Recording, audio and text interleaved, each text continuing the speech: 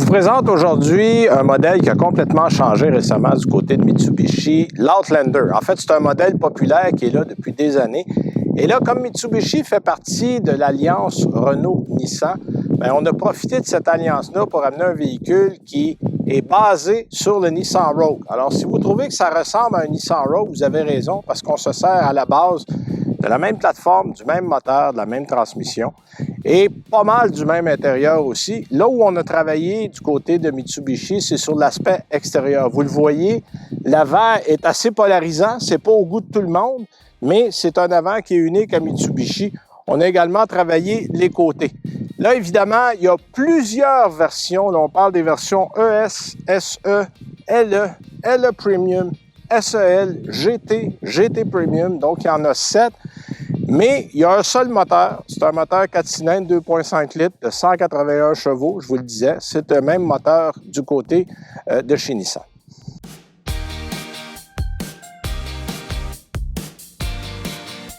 On l'a mentionné en introduction, il n'y a pas moins de 7 versions de l'Outlander. C'est sûr que si vous optez pour la version ES d'entrée de gamme, il n'y a pas grand-chose. Il y a beaucoup de plastique, mais il n'y a pas beaucoup d'équipement. Il faut aller vers une version, on commence autour de LE. La version LE, avoir du matériel que les gens recherchent dans ce genre de véhicule-là. Par exemple, la climatisation à 3 zones. Android Auto, Apple CarPlay, les roues de 20 pouces, un toit panoramique. Donc, c'est le genre de matériel que vous avez. Vous avez aussi en équipement dans les versions GT un afficheur tête haute qu'on n'a pas dans la version qu'on a avec nous. Ce qui est intéressant aussi, c'est qu'on a une espèce de simili-suède, mais qui est très confortable, qui s'entretient bien. Donc ça arrive aussi à partir des versions LE, volant gainé de cuir, pommeau de changement de vitesse aussi qui est recouvert. Donc, on a des belles qualités de ces véhicules-là. On a également une troisième rangée dans le modèle qu'on a, qui est une rangée de dépannage. Soyons honnêtes, ce n'est pas pour mettre 2 adultes à l'arrière, mais vous avez des glissières qui sont à la deuxième rangée qui permettent de bouger de l'avant à l'arrière pour ainsi donner un peu plus d'espace si vous avez des enfants dans la troisième rangée. Ça, dans cette catégorie-là, c'est un des avantages du Outlander.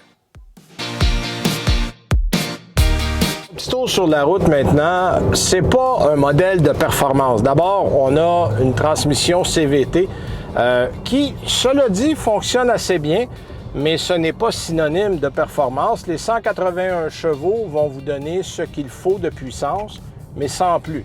Ce qu'il y a d'intéressant, par contre, dans les modèles mieux équipés comme on a, il y a plusieurs modes de conduite. On a une conduite normale, on a une conduite pour les routes glissantes, pour le gravier, on a même pour la conduite d'hiver, et il y a un mode éco. Donc, c'est pas le choix qui manque, mais vous avez remarqué qu'il n'y a pas vraiment de mode sport.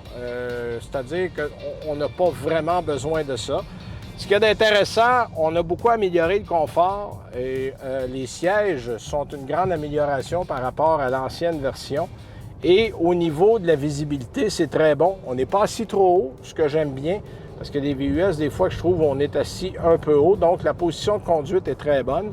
Et la tenue de route est excellente. Et Mitsubishi a aussi une très bonne réputation pour son système 4 roues motrices qu'on a sur ce véhicule-là.